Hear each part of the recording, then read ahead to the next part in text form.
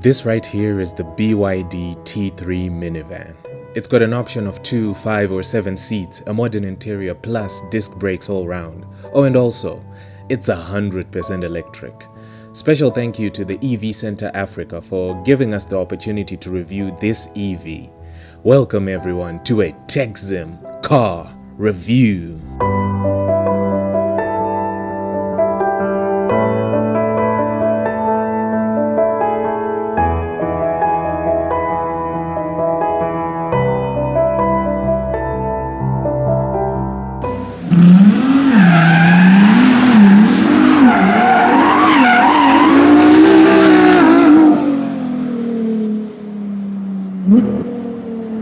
Okay, so welcome to the EVCA Africa. My name is Frank Chitio. I'm the sales executive for EVCA Africa. So with electric vehicles, we mainly focus on the battery size, electric motor size, and most importantly the range. And as in how many kilometers it can travel on a full charge. So we're gonna go straight into it. What's the range of this one? So the range for this one is 300 kilometers. So I think we might need to check out the engine so that I'll explain the different components of the vehicle. Opened up the hood. So we're kicking things off with this metal thing over here. Okay. I mean, I would assume it's an inverter because moving them are cables. No. But yeah, talk to us. Like, what are the specs? What it's like in terms of the power it produces and the type of drivetrain that it has. Okay, so this one is a high voltage control unit.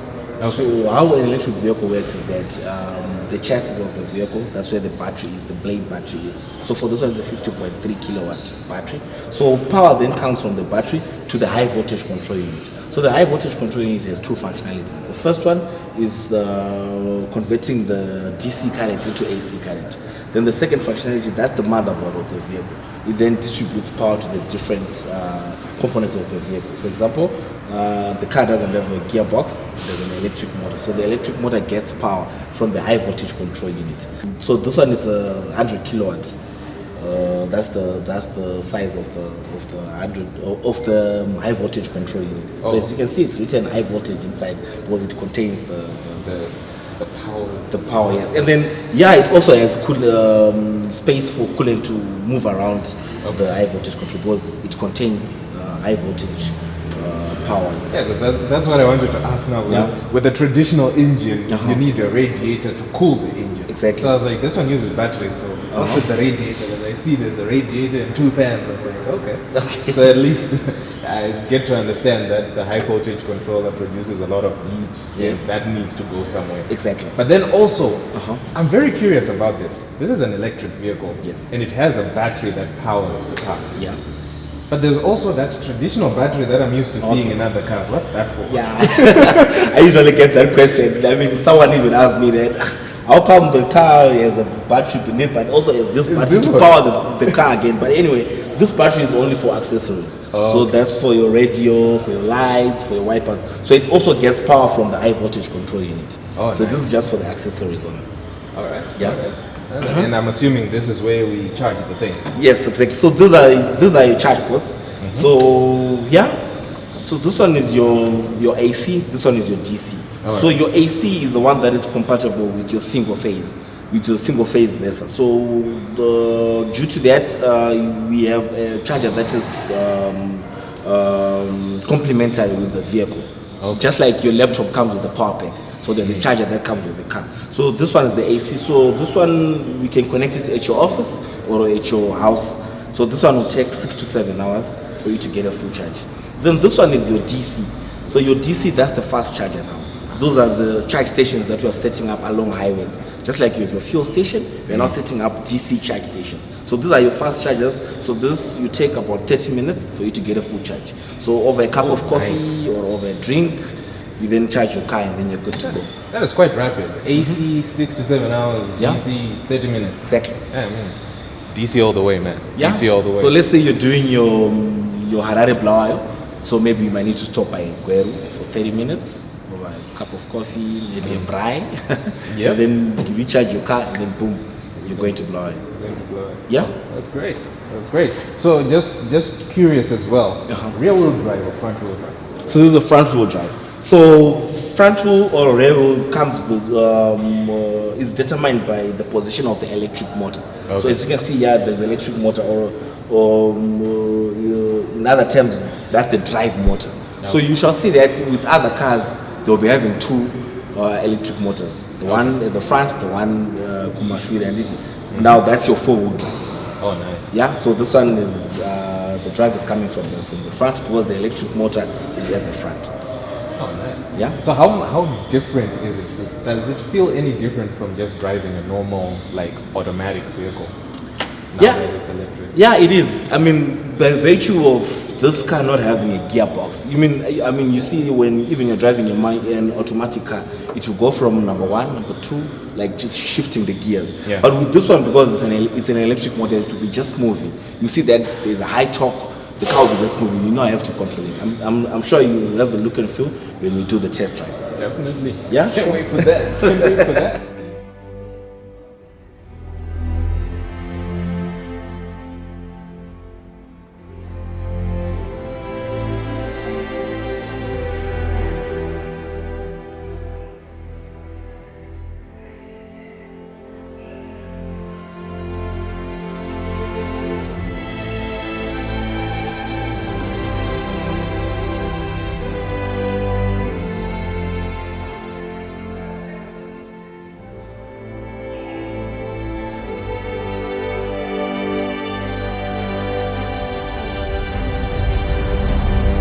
Right, so the interior. The interior is nice. I mean, it looks solid. You know what I mean? You shake stuff in there, nothing's moving, nothing's shaking. So this one is the T3. So the T3 is the minivan slash combi version. Oh, they have a nice picture of a cargo van here for the cargo van version of this electric vehicle. So not too many bells and whistles, a bit of a cubby hole here to put probably a smartphone or some sunglasses. You've got your door lights here, which look like they're LED, as well as your interior lights, which look alright. Sun visors. Sun visors have a vanity mirror. Oh, yep, I look alright. Vanity mirror over there. Vanity mirror on the passenger side is non-existent. Well, I guess it's a utility vehicle, so why would you need a vanity mirror there? And so there's nothing in here that can make you think that it's, not a conventional car. Gear stick here, automatic, the stuff that we're used to. Park, reverse, neutral, drive. So I guess this is what happens if you push. So it has a engine start button.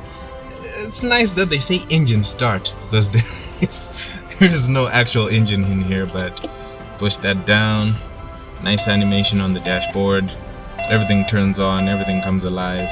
Shows you battery, so this one has 77% battery left in it.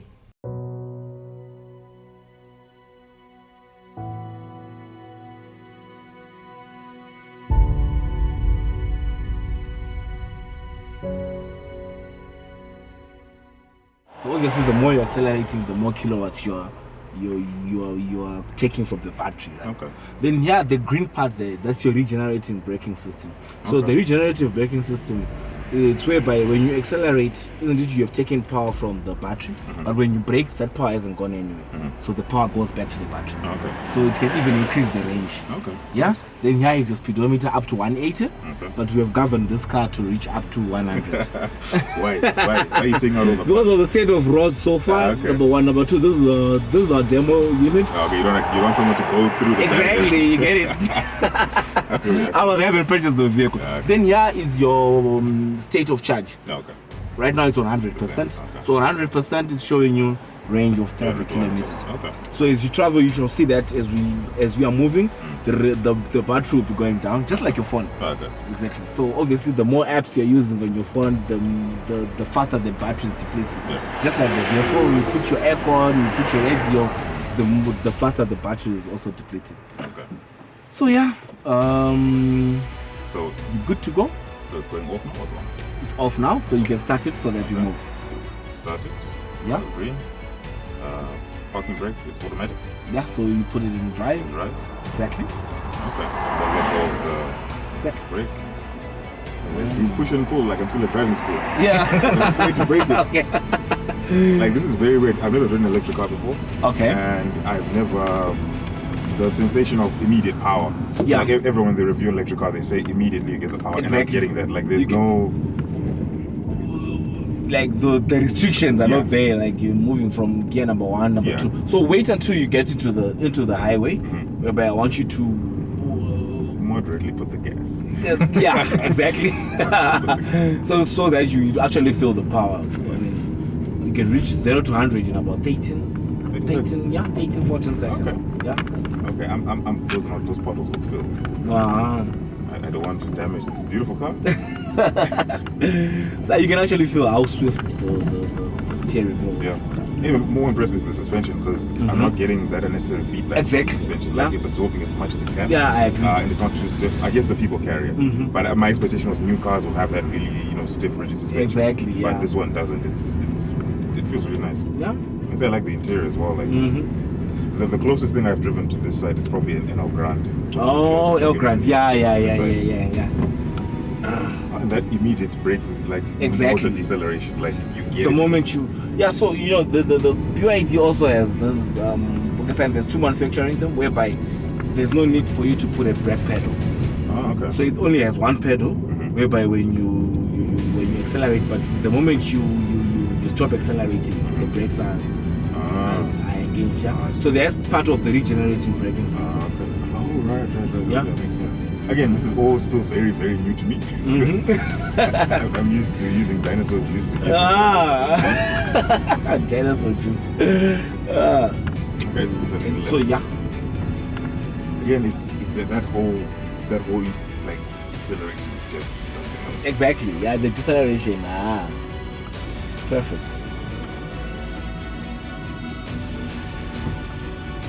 Very quiet. Like it's way too quiet. It's very quiet.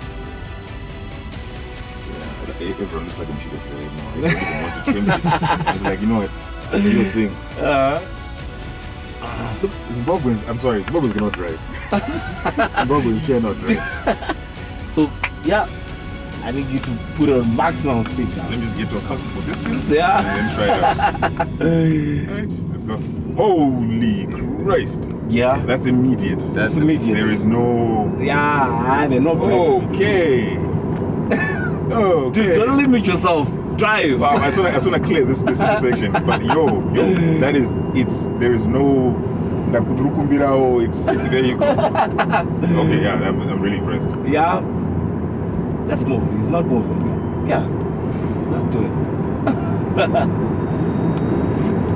So this is my everyday job.